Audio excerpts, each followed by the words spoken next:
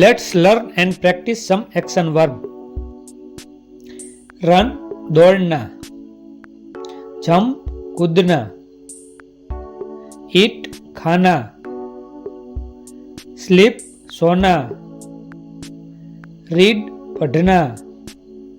write लिखना,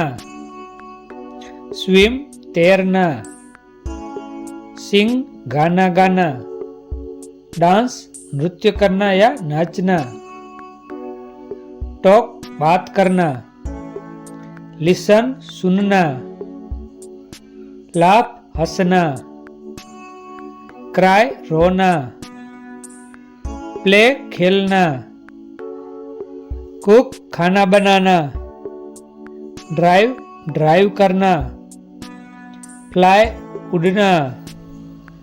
climb चढ़ना, walk चलना, वॉच देखना, थिंक सोचना, ड्रीम सपना देखना, स्माइल मुस्कुराना, स्टडी पढ़ाई करना, बिल्ड बनाना, टीच सिखाना, लर्न सीखना, हेल्प मदद करना, हर्ट चोट पहुंचाना, पेंट रंग भरना, राइड सवारी करना, पुश धकेलना, पुल खींचना, बाय खरीदना, सेल बेचना, फाइट लड़ना, विन जीतना, लॉस हारना, ट्रैवल यात्रा करना, क्लीन सफाई करना,